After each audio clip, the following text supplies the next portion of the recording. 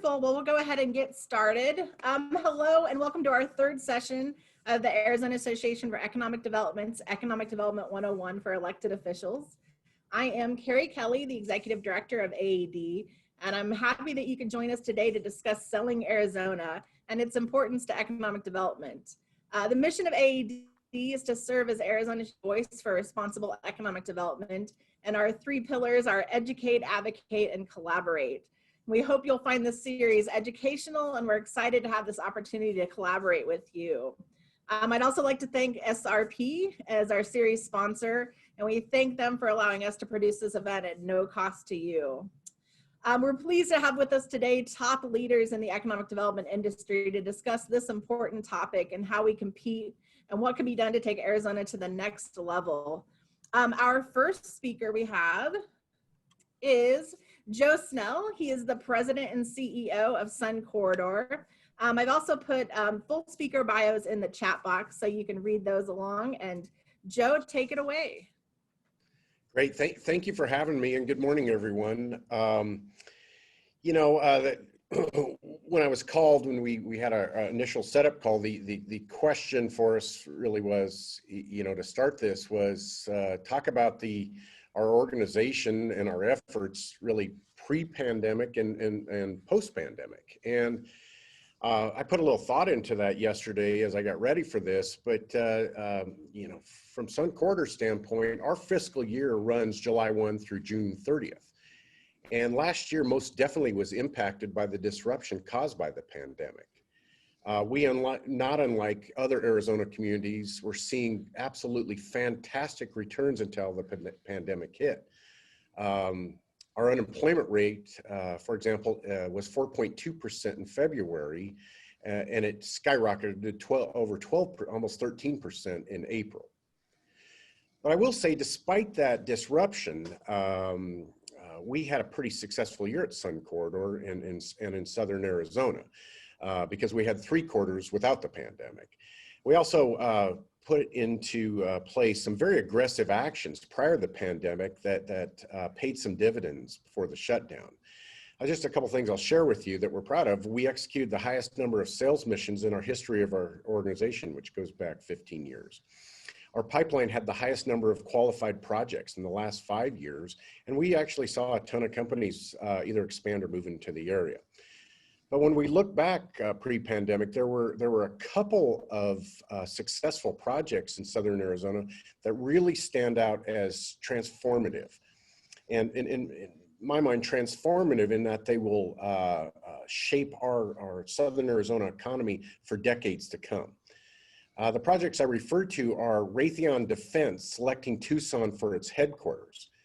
And then the second was the development launch of a new airport plan, a new blueprint, if you will.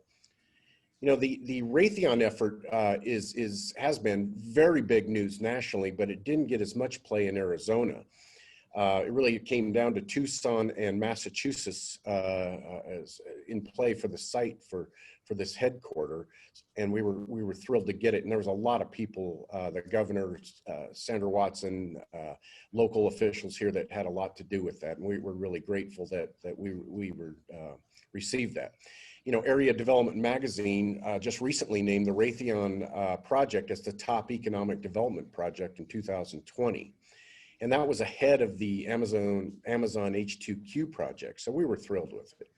The other one, again that was transformational was we partnered with the Tucson Airport and developed a new vision and strategy for that airport. And you'll hear more about it, but at the end of the day, plans are in movement right now to redeploy resources. There'll be a brand new entrance to the airport. We're moving the terminal.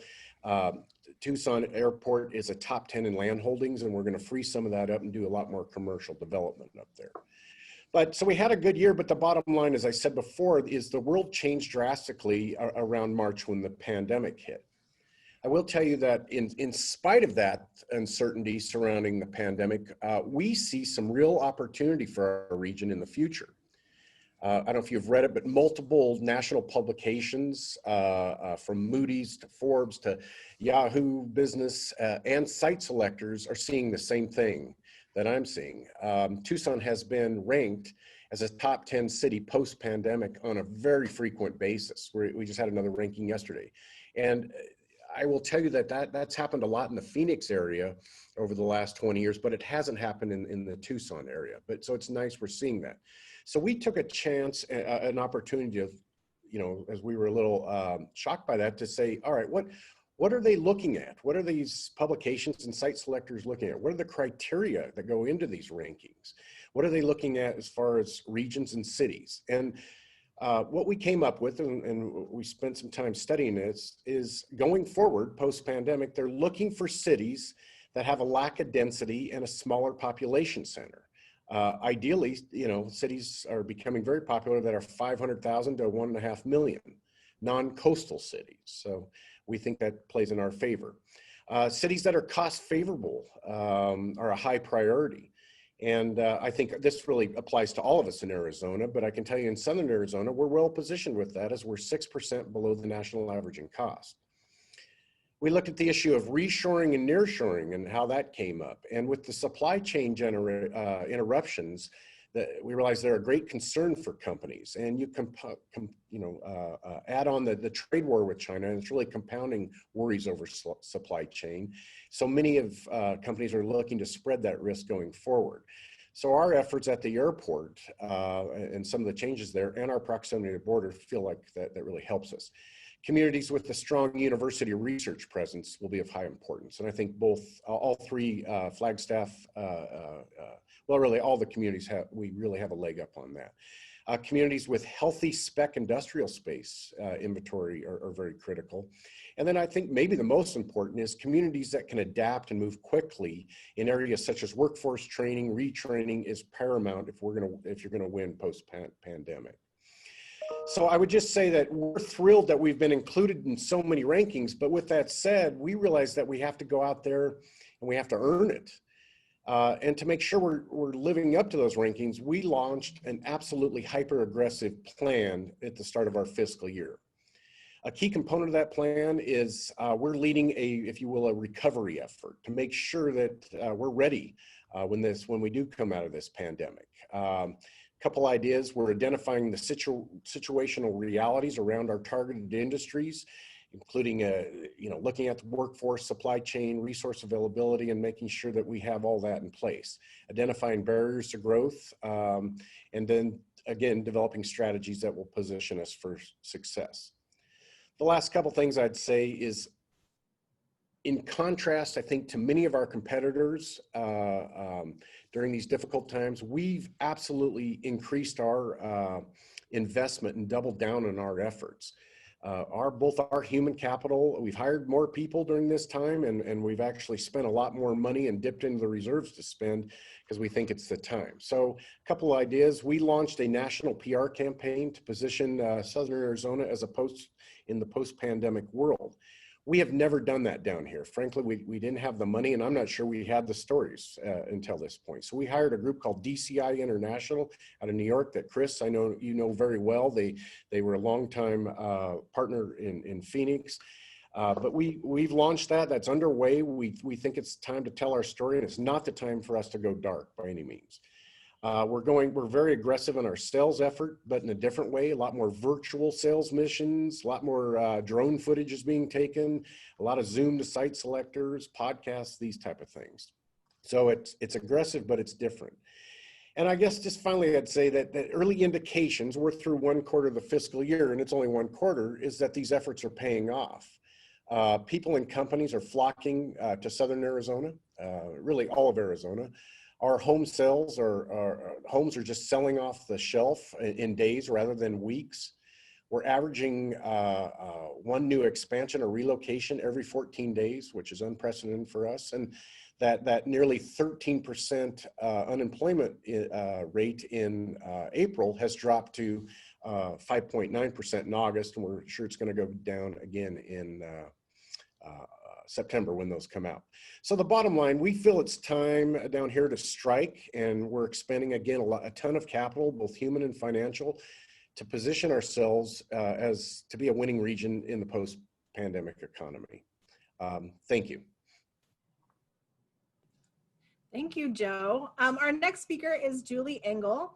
She is the president and CEO of the Greater Yuma Economic Development Corporation, and she is also a past president of AAD. Julie, take it away.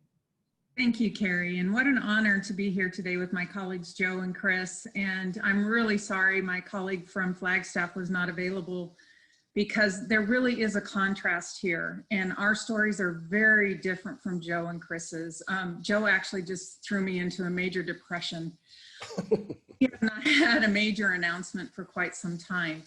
And what we were working on pre-pandemic was policy and trying to change the way rural Arizona is viewed. And we are working on having a university campus constructed. We were, in the early phases, but we actually have momentum behind that finally, because Joe is absolutely right. If you don't have the higher institution capabilities, you can't compete. And if you don't have spec development, it's impossible to compete for a lot. I mean, you're almost immediately eliminated from a lot of projects. And we have neither. And we don't have the resources. And so we're trying to change that through policy. We're trying to do some thoughtful things legislatively. We had a major effort to amend our opportunity zone boundaries, because there were some critical assets that were withheld due to housing that, they kind of looped in. It's a long story, but anyway, we had great momentum. The amendment was going to be on the next stimulus bill. It died, and now the momentum is gone. And so we're hoping that with our next census, we can adjust some of our census tracts and have some of our, key assets like downtown Scottsdale and the Mesa Airport. None of those things were in our opportunity zones. It was a crime what ended up in our opportunity zones. Not that that is going to be a game changer by any stretch, but let's go post-COVID. We were traveling all the time. We had meetings with site selectors. We had meetings with companies. We were attending trade shows. It's ironic, in March, we were attending the Food Expo in California. It is one of the largest in the world. And the day before we were to leave, it was canceled because it was so close to all the big announcements and everything. The good news was that a lot of the companies had already made the trip over to the US. So our meetings, we went ahead with our meetings. And, but the projects have slowed significantly. We have become the go-to source. Well, we always have been the go-to source for data and information and just being that bridger.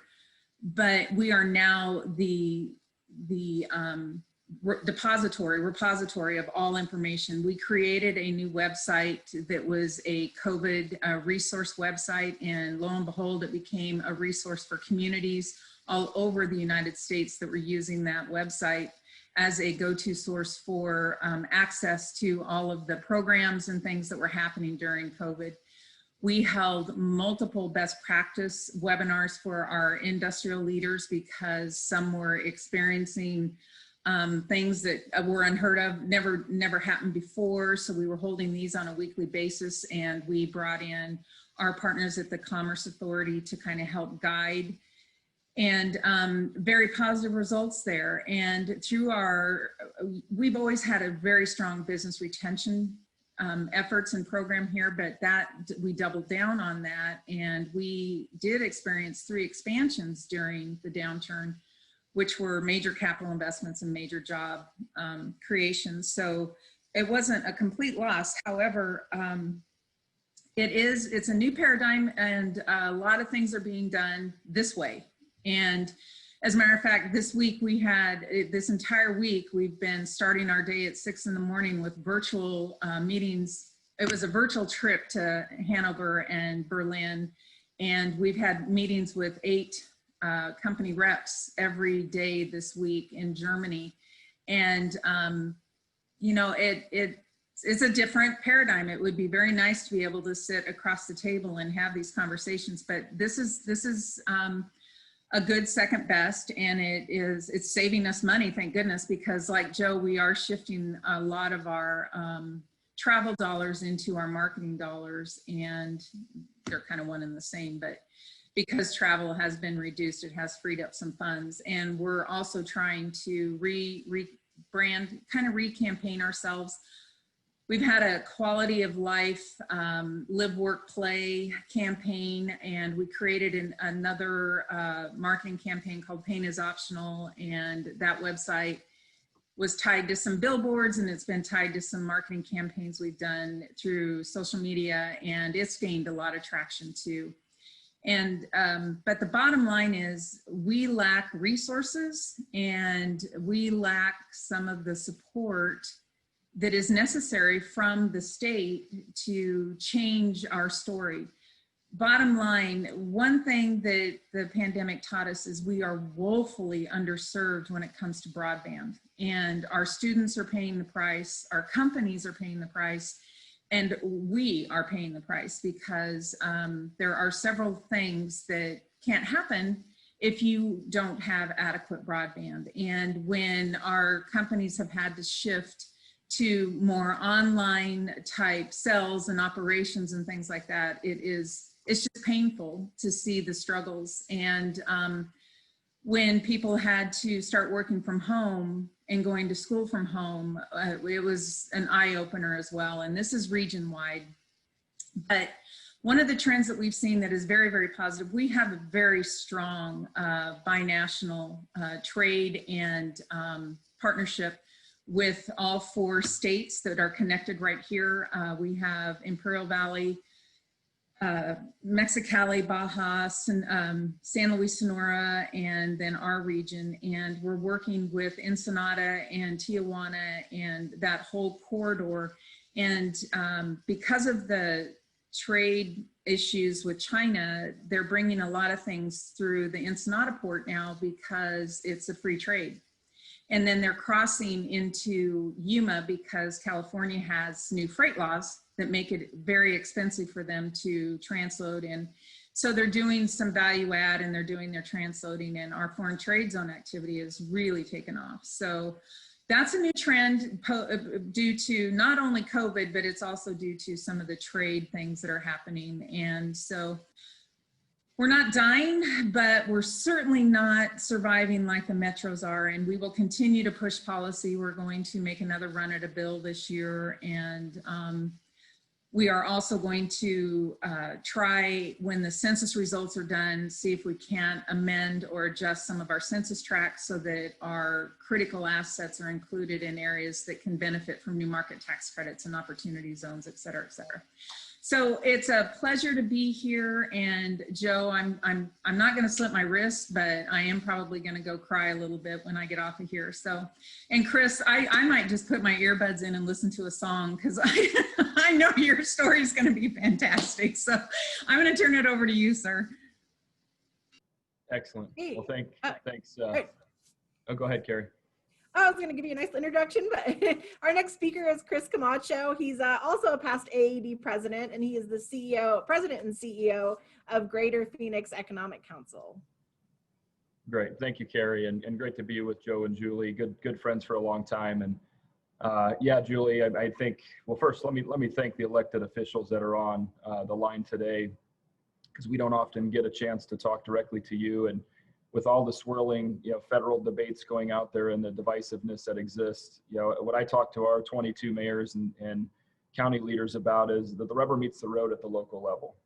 So whether it's city council, city management, our work with our cities and counties, I mean, that's where the magic happens. And the intentional planning that's required for us to move this market forward, no dissimilarity to what we experienced pre-COVID. So coming out of this, and Julie, you might want to put your earbuds in now. What we experienced as Metro Phoenix, 4.8 million people pre-recession, like Joe alluded to, fastest growing market in the country, fastest growing gross domestic product in the country. And what we tried to change about a decade ago here in Phoenix was this over-reliance on consumption-based industry. And that's an economic development term. But what that means is housing, retail, all the things that turn the meter for cities, which is largely retail sales tax. We learned a hard lesson in 2008, 9, 10, 11, 12. It was 17 quarters of recovery. we were so reliant on growth of retail and single family home permits that we got very complacent in our economy. And as a byproduct of that, coming out of that last downturn, working with then the governor, Kirk Adams, who was House Speaker at the time, we put together with Julie and Joe and Sandra at the ACA this competitiveness package, which set us on a new trajectory for an identity for Arizona, that we were going to go out and compete for R&D, compete for advanced manufacturing. And what we took forward in addition to the policy change was our ability to go out and sell the market in a different way, adding tourism to that mix, adding agriculture to the mix, adding, obviously growth to that mix. We wanted to ensure that our legacy sectors like food technology, like aerospace and defense, microelectronics, these sectors became not only who we were at the time, but positioning ourselves for this next wave of growth. So if you fast forward through the mid kind of 2014 through 2020, that's where we experienced this base industry growth unlike ever before. And I would argue, as I argued recently on a national scene, that the state had the third lowest GDP contraction in the second quarter of any state in the country. And you look around at other states, California was over 30%, Nevada was over 40% contraction in GDP in the second quarter. So I'm pretty optimistic for the short term in that we've recovered over half the jobs since COVID began. We lost roughly 360,000 jobs. We're well on our way back. To Julie's point, what I get concerned about, and again, I used to work with Julie and Yuma back in 2004 to 2008. And, we used to decry the whole state of Maricopa argument. And what I see across the US, because I sit on Secretary Ross, the US Secretary's Advisory Council, is the unevenness is more exacerbated because of COVID, the unevenness of economies, the unevenness of recovery. And it's not just urban versus rural. That's a serious issue. It's definitely one we're going to have to deal with in terms of infrastructure, both hard infrastructure as well as broadband. But there's also an unevenness of class position. So if you look at the Metro Phoenix market, 87% of the jobs lost were tied to the lower or the middle level socioeconomic class. So the middle skill and even middle income workers been hollowed out in this downturn. And if you look at the recovery, what concerns someone like me as an economic architect is that if you have a bachelor degree or above around the country, you're finding that your unemployment rate is less than 7%. If you have a high school degree or less, the unemployment rate for that category is over 22%. So the unevenness of the recovery, earnings, and even the tail of industries. If you think about the debate going on in DC is about whether to provide another stimulus to the American people, in addition to some level of bailout for the airlines, in addition to obviously tourism businesses that have been affected, there's a massive need that still remains. In Arizona specifically, if you look at how important the tourism sector is to us, you don't have to look too far away from looking at hotel occupancy. I know we're climbing back to the 40 to 60% range, but there was a full quarter where majority of our traditionally 90+% occupancy were under 10%. And so again, those are things we're gonna have to overcome as a long tail recovery in this recovery, which, again, I don't think this is absolutely, I don't think it's immediate as much as I do hope the bounce back happens in 21. Everything I've read and conversations I've had, the vaccine will come, but won't be widespread for quite some time in terms of availability. So we're going to have to continue to wear masks. We're going to have to do the antibody testing, continue to improve the therapeutics so that we get the economy back on track so we can continue to reopen business. One other element I'll share about this downturn is the SMB impact, so the small, medium-sized business impact. So I know, I saw one of the questions come in, and I think we'll address 208 here in a little bit, but Becca's question in Scottsdale, for example, the cities are enduring something very challenging where there's a lag in impact to the cities, and this happens statewide. So the cities haven't been as drastically affected, but that lag time will come or will affect them, impact capital improvement programs at the city level to be able to spend these resources. And at the same time, you have small businesses crying for help. And so these CARE Act dollars that have been provided to cities and now they're dispersing into small business, there's not only that need, but the underbanked and particularly the marginalized communities, minority communities, much more affected than everyone else. And the youth in the workforce is much more affected than everyone else. So again, this is not, like the last recession when we look at them, side by side. But what gives me a lot of hope is that coming into this, as I described, our economic engine was much more diversified. Our communities have been very intentional about the type of quality of communities they're building in terms of what they permit, how they do zoning, even looking at how we're building high quality green spaces and really live, work, play communities. That's happening here in Metro Phoenix and certainly around the state. But a tremendous amount of work still needs to be done. And I'll close with this because Joe talked a little bit about our repositioning. We're diving deep into the data around the recovery. We're even transitioning how we do traditional business development and integrating data sciences into our marketing automation work. You'd be amazed what you can do today with targeting companies that don't even know they're ready to expand, but yet we're putting information about Arizona in front of them as they're getting capitalized, or as they become a third to fourth generation ownership structure in the LA Basin. While California is going to continue to have its problems, Arizona is going to be a next door neighbor that's going to continue to prosper. And it's because of, again, quality communities, affordability. Now I would consider national class universities. We didn't have that 10 years ago. The engineering quality, the community college, statewide ability to adjust and address the reskilling needs of this current labor pool. All of these ingredients are what make us successful as a state. But we're going to have, in the next, I believe, 24 months, as we transition to a new governor in November of 22, a lot of really important decisions for our state.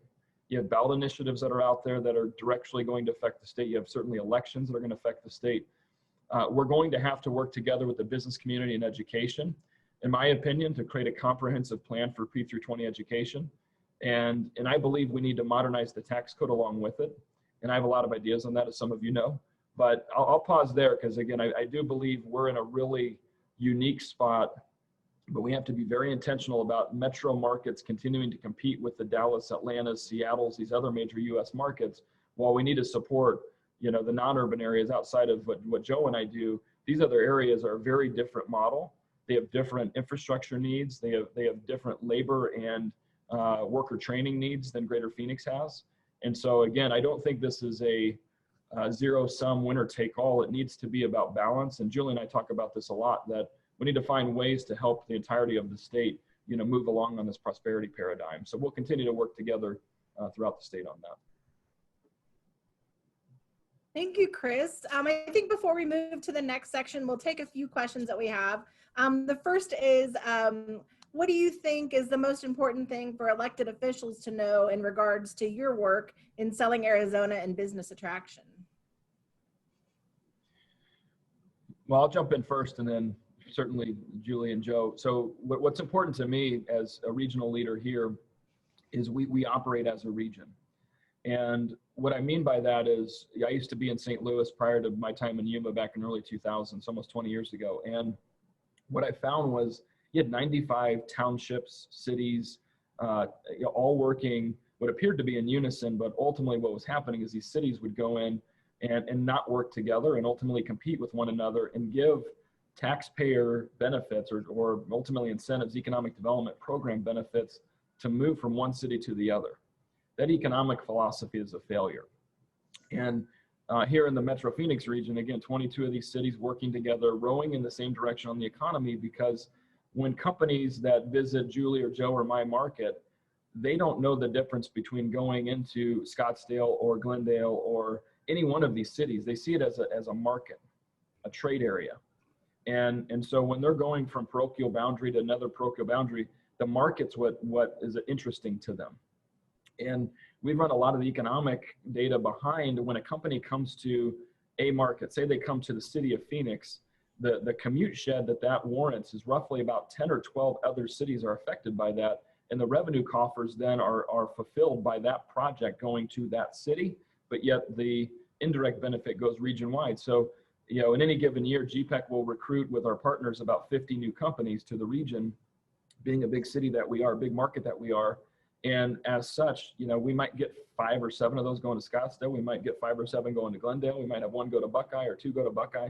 That's how the regional fabric works. And so as we're trying to set out our intentional plans in the economy, I need cities to work together on transportation, on labor planning, on trade, on all these attributes, because working, independent, it diminishes the pool and diminishes the capabilities. And that's, I think, probably one of the more important things that we do.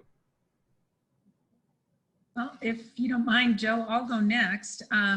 Chris that was very eloquent, and I agree with everything he said. And for our border regions, that continuity crosses international and state boundaries, because that communication pattern, that infrastructure has to be cohesive in order for markets to survive. And so we have to extend beyond the region that we represent, and again, cross international and state boundaries to make sure that what we're doing, because our labor shed is that as well. Our labor shed affects all 4 of those states I mentioned in the beginning, or all 4 of those counties that I mentioned in the beginning.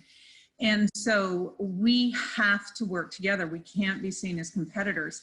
And so it is kind of a new procedure for us, but when we do have a company, we have Mexico at the table, because we know they're going to source labor from Mexico. We know they're going to source supplies from Mexico. They may even end up being in Mexico sourcing from our side. So it does have to be collaborative, cohesive, and we really have to take off our competitive hat with each other and recognize it's a win. It's a win for all of us, regardless of where it actually locates. So I can't agree more with what Chris said, but I think our difference is that we do cross international and state boundaries to do what they're doing in their metro areas. Yeah, I really don't have much to add. I just agree with both Chris and Julie. The regionalism point is so valid. One of the things people are asking me, Tucson seems to have changed in the last 5 years. Well, I think that's true. And some of that is because we started working together, but started working together with Phoenix. I can tell you years past, I think Tucson viewed Phoenix as a competitor. Well, Phoenix is the 5th, what are you, Chris? 4th, 5th largest city in the country. We took a new mindset and said, no, we're going to work together as a Sun Corridor region. And a little like Austin does with Dallas and Houston to a degree. And, and I think that's paid dividends for us. And we need to remember everything that Chris and Julie said. I come out of Denver, where I think regionalism is some of the strongest in the country. And we have to remember that we can't drink our own Kool-Aid or see ourselves through our own lens. We have to realize that there's great communities out there that are hyper competitive. And if we get into infighting and stuff like that, we're going to be assured that others might not, and we'll lose the day if we're not cautious. So I agree with everything these 2 folks said. Glad we answered that first question, because I didn't want to lead with this one, but I think it's very timely and important right now. Becca asked, have you heard that Prop 208 will discourage business in Arizona? We have some business groups that have come out on the no side, and education and quality life groups on the yes side. And I was wondering if any of our panelists want to speak to Prop 208 and its impact on business in Arizona. Yeah, Carrie, I don't know if that was my screen, but you sounded like the Terminator there. I couldn't hear you, Carrie. But I did capture the essence of the 208, Proposition 208, that's going to be on the ballot November 3rd. There's been a lot of debate over the last probably decade or more about education investment, and with the previous proposition being taken off the ballot in 2018 by the Supreme Court at the time, now it was placed back on. And there's been a lot of, I'd say political and hardened debate about how we invest in education. And from a business community perspective, the people I talk to, and I'm sure around the state, there is an interest in a comprehensive education, so comprehensive support for education. There is a lot of differing of opinion. Is this the best route to go in terms of a tax the rich scheme, or a 3.5% surcharge on earners that are $250,000, earning $250,000 and above, or $500 as a household? And one, it's a pretty significant tax. 2, it will affect small businesses. There is a lot of continued debate about what the impacts will be. There's been some economic studies that reflect anywhere from 100,000 plus jobs to the state over 10 years that could be impacted by this particular proposition. There's also been an economic impact done in by Jim Rounds, I think it was, in regards to the impact to the state in terms of revenue. That doesn't diminish, and I'll just give you my own personal opinion, the need for a comprehensive P through 20 plan. For years, this has been talked about, and I think the frustration of many of us is that there's been an inability to move something sound that would make us more competitive while investing in education concurrently. That's actually possible, believe it or not. And so, you know, there's been differing groups out around the state that have tried to peddle different approaches, but nothing has stuck legislatively. And so in Arizona, and again, I think I'm year 16 now, what I found is, you know, we don't actually advance these kind of tough decisions through a legislative process. Most of these get kicked by citizen movement to a ballot initiative that require then voters to vote. And once they vote, there's very almost impossible to overturn what gets put in place. So the effects of this, again, I'm not going to prognosticate further, but you know, in a growth community that's maturing as a young place, I would love to see more money going into the P through 20 system, not just K through 12, but more broadly P through 20. And I do believe this will have consequence, should this pass, have consequence to a lot of the Californians, the Chicagoans, the others that, you know, could move to other states, not only personally move, but move their businesses to other states. Not everyone agrees with that, and that's okay. But from my view, I would still love to see a more comprehensive approach that makes base industries more attractive and more effective, that looks at other tax strategies that may increase taxes, and that's hard to say in this state, but increase taxes in a more broad fashion that doesn't just impact low-income earners, because that's what I hear on the other side of the conversation. And we go about this the right way. And yet politically, it's been very difficult. So that's my take on it. And you know, I'm a tax guy, so I love digging in deep into these things. But I do believe, you know, we could prevail with a better strategy over the next 2 to 3 years if economic development leaders with business leaders, with education leaders came together and made it a priority to work together on this. I'm going to jump in again too. Sorry, Joe. I'm sorry, but couldn't agree more again with what Chris said. And I do feel that this has been probably the most disappointing thing in my career, is that we haven't been able to move the needle under multiple leadership administrations. We have not changed. And so what this goes back to my earlier comments about, there is a huge chasm between what happens in rural and what happens in metro. And so what we have done, because education is so important to our region, is we have taxed ourselves. We have passed bond initiatives, several bond initiatives for both through P through 20, you know, helping our higher education, everything. But the sad thing is a lot of these dollars went to deferred maintenance, for crying out loud. And that is the last thing I mean, our regular tax dollars should be paying for those things. So we have put ourselves at a disadvantage to compete within our own state, because our property taxes are higher, because we've taxed ourselves to make sure education has what it needs just to keep their doors open.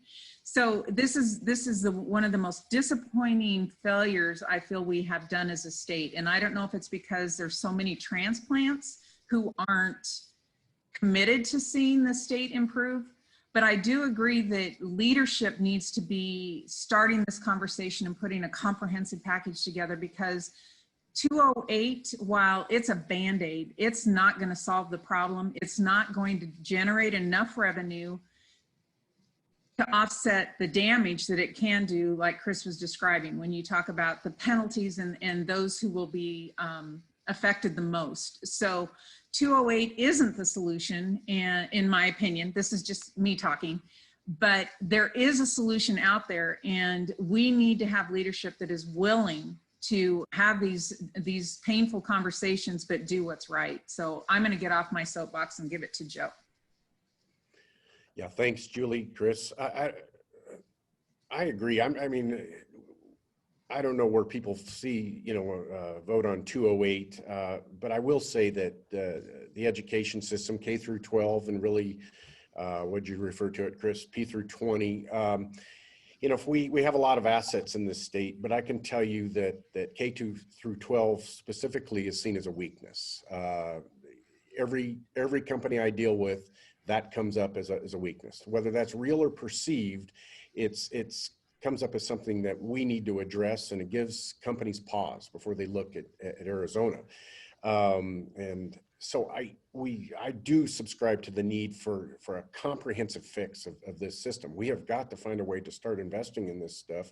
And like I said, whether it's perceived or real, I'm not that smart. We're going to have to but if it is perceived, it becomes real to people. We're going to have to address this in a meaningful way. So that's all I do. And Carrie, if I could, just one other point I think needs to be made, because again, we have a lot of elected leaders around the state that this really matters. This is a really important issue.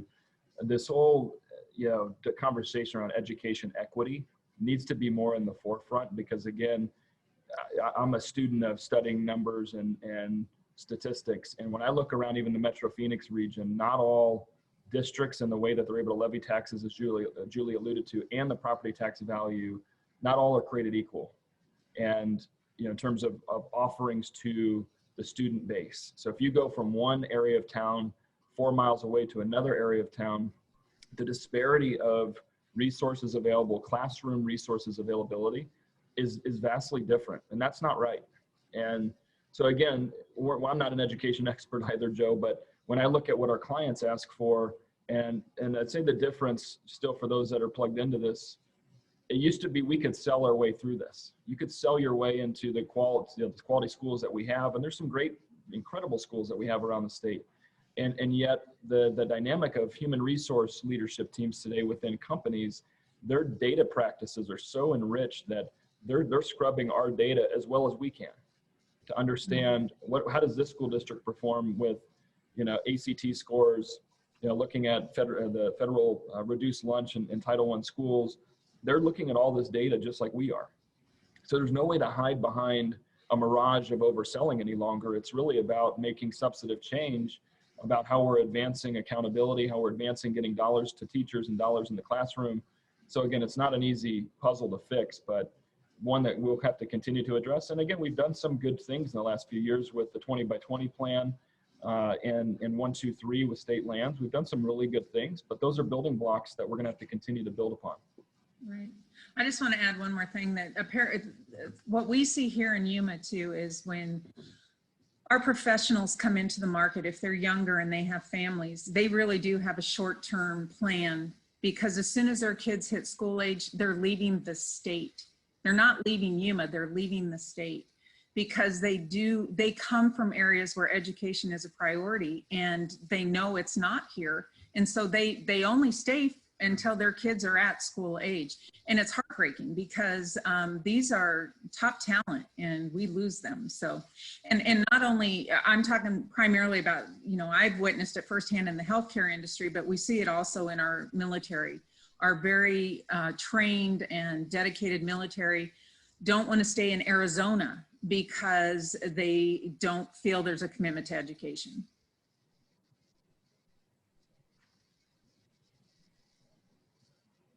You're muted, Carrie. Oh, is that better? Yes, and you're not the Terminator anymore. Hey. Thank you guys. That was really interesting. And I know that Joe and all of you spoke to education as being something that businesses that are coming in see as a downside in Arizona. Is there anything else within your regions that sort of comes up as you speak to businesses that is like education and perhaps is a downside to locating in Arizona? Something we need to strengthen. Well, I'll let everybody else jump in.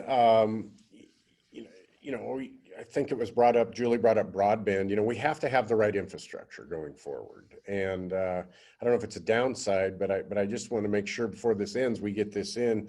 One of the things we're looking at very keenly is making sure that all of our people in all areas of Southern Arizona have broadband capabilities, 5G when it rolls out. We don't want to be left behind.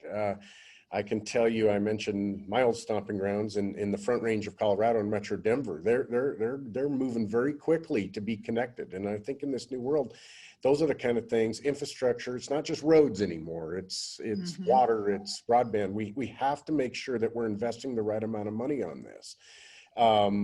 The second thing I would say, not to cover too many things, is we get asked about incentives all the time. And I think we rank sort of middle of the pack on incentives nationally. And I think we need to continue to take a look at our competitors and make sure we have the competitive tools. So those are the things that I think that could be deficiencies that we don't want to make sure they're not deficiencies at some point. So. So Yeah, I'd say a few things, Carrie. Just one, and Jim touched on this briefly, but digital divide is a massive issue for our state. 1 in 5 households around the state don't have access to the hardware or broadband or the speeds necessary to even conduct school at home. So again, that I think COVID shed a light on a massive impropriety, and we need to address that. And that affects companies and how they think about our market. So that's one key issue. But in regards to broad infrastructure, I couldn't agree more with Joe that, I mean, that's the staple. It's the baseline. Yeah, I was pinging with Skip Hall on here from Surprise. Surprise has done an incredible job building commerce parks intentionally, using CIP dollars to build next generation employment centers. And the West Valley in our community historically had been, a lot of retail, a lot of bedroom community, a lot of housing. What I've seen now with infrastructure around the 303, for example, some of the top job submarkets in the entire region here in Metro Phoenix are on the west side. A lot of our deal flow is going to the west side, which is fantastic from a jobs balance and jobs equity standpoint. And further to that, I would say, and this is something that won't go away, and I'll kind of tie in one of the, I think the questions here about subsidies and infrastructure payments and so forth. When we're trying to compete for a high value project, whether it's nationwide going into North Scottsdale or another project where we're competing with a Dallas and Austin, you name it, incentives or economic development programs are part of the one of 15 things we're evaluating. It's not the only one. So when people say, well, all they care about is incentives, that's not true. But what it does is it levelizes the cost. When a company is assessing a market like Phoenix, they're going to assess it from a labor, a livability, affordability, all these attributes, and risk is an important ingredient. So their CFO is going to look at the proposed location and say, okay, what are we going to have to invest in infrastructure or training the people or whatever the cost side is? Economic development programs are intended to levelize our cost position against other markets. And Texas, for example, which we compete with head-to-head, Austin and Dallas, #1 and #2 by far, they are cavalier. I mean, they're very maverick in the way they go about incentives. And so they're throwing the kitchen sink at a lot of these high wage projects. And I'm not a big proponent of doing that. I'm a proponent of looking at economic development programs, giving cities flexibilities, whether it's through tax increment financing, which we don't have, revitalization district expansions, which modestly have, or even just job creation benefits to offset the cost of infrastructure. Those are things we should look at on a case-by-case basis, in my opinion, and see if the math makes sense from a return on investment perspective, and not giving this cash up front. It's given in a performance-based mode. And that will allow us to not only protect the taxpayers, but enrich our high wage jobs position. So we have more catalyst projects that create an inducement or an indirect benefit in other types of jobs that we need in our community. So those are a handful of things that I see on the docket that are needed. I agree.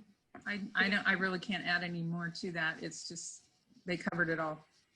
That's great. Well, as a little bit, so Bob Marsh asked, the pandemic has produced a pivot in how people are working, and a lot of people are working from home or remotely. Are we measuring this active workforce and the opportunities it represents, and not just business happenings in the bricks and mortar operations? Well, it's not easy to measure, because a lot of I'm going to use our essential operations, those that weren't closed down during COVID, their workers were still coming to the office every day. However, they did have a portion of their workforce that was working at home. So their overall operations seemed normal and seemed to be functioning as they should. The only difference being that they had some people working from home. So I guess where we saw the biggest change were those who were not working full time anymore. There wasn't enough work because they weren't essential. And so these people were flexing their schedules. And I think it was monitored very closely by the employer. I think the employers did a really good job of keeping track of, you know, productivity and hours worked and things like that. So I think it is measured. And I don't think we saw too much of a dramatic shift other than the problems we had with infrastructure, broadband, not being able to do some of these things remotely like they could from their office. So that's just my initial take on the question, and I will stop there.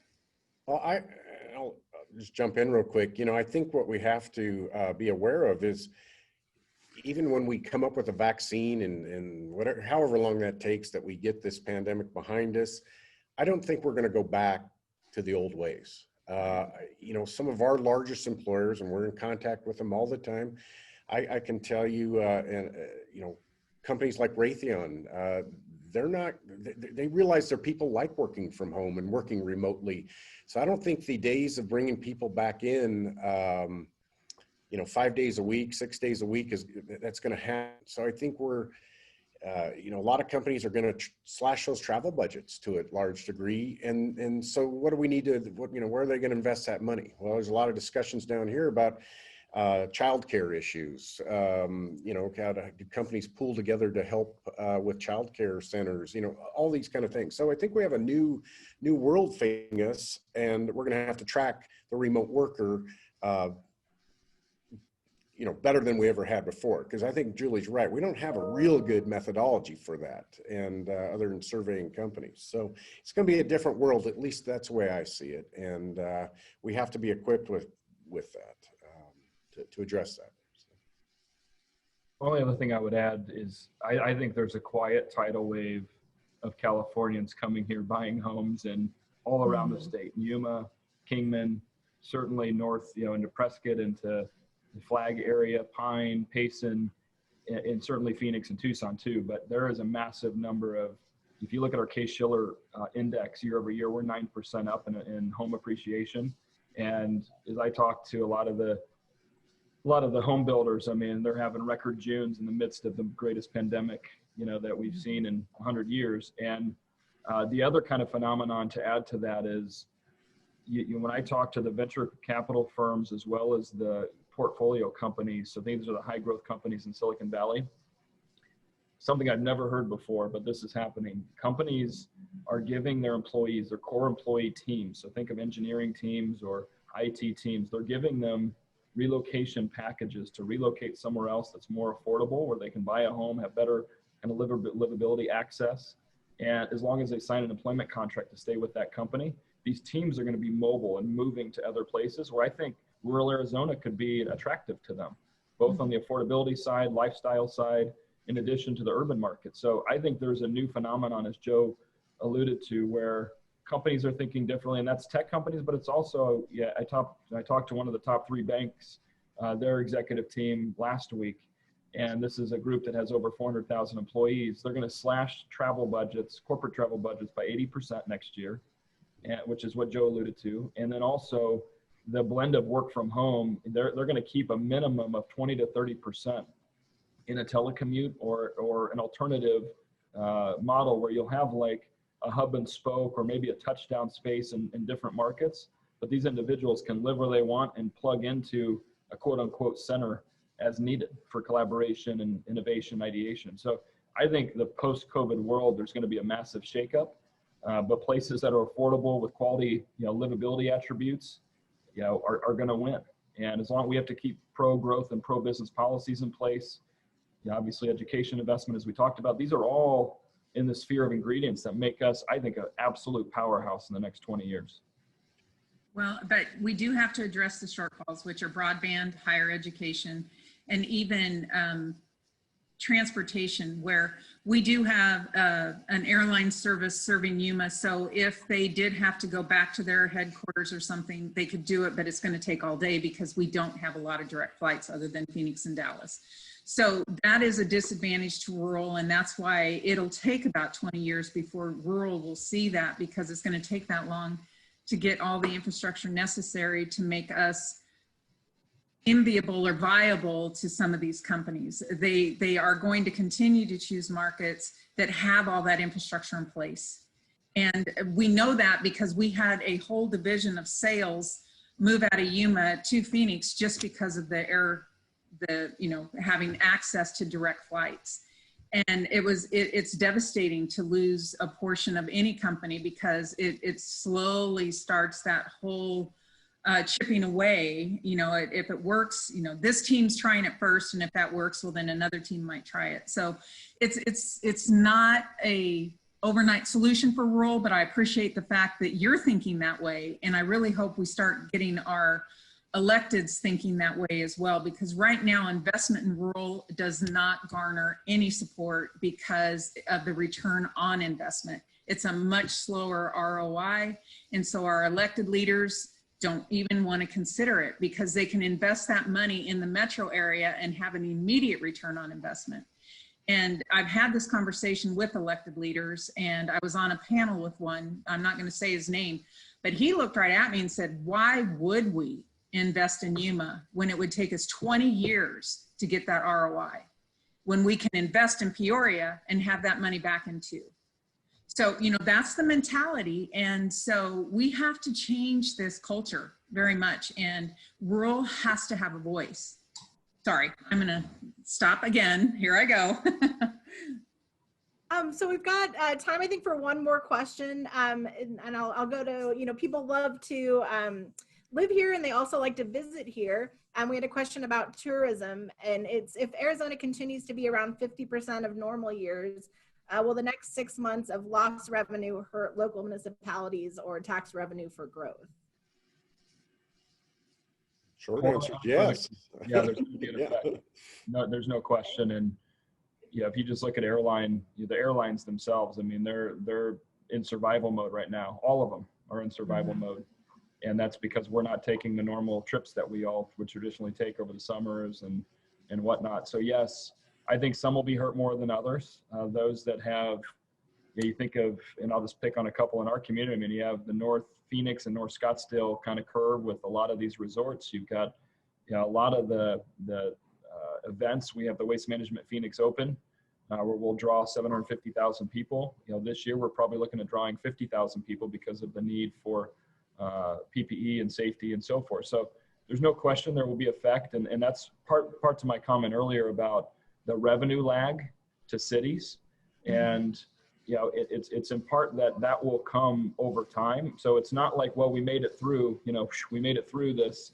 There's still going to be longer term impacts to local coffers. And that's obviously, since I work for 22 cities and Maricopa County, I mean, I'm in concert with them regularly looking at revenue and looking at where their revenues come from. And obviously we're going to try to drive job growth, but at the same time, we want to ensure that our state's open for business, but open safely for business, meaning like, people coming here. And so we're all going to be affected until we end up on the other side of this thing. Yeah, I agree. And, Chris mentioned it earlier. That's why it's so important to have diversification in the economy. You'd hate to be a place, I hate to pick on them, like Las Vegas, where the economy is largely built on tourism and big conventions, because when something like this happens, it shuts down. So it's very important to have a great balance of industries that are driving the economy, which I know in Southern Arizona and really across the state we have. And I think, that's really important. But yeah, tourism is going to hurt us for a while. So. Well, I want to thank our wonderful speakers today, Joe Snell, Julie Engel, and Chris Camacho. Our final Economic 101 session is next Thursday, October 15th, and that is a discussion of infrastructure and transportation. So we're really going to dig into a lot of the topics that we talked about today. Thank you, everybody, for being here, and a special thank you to our wonderful panelists. We'll see you next Thursday. Thank you. Thanks, everybody. Carrie. Bye, everybody. Bye.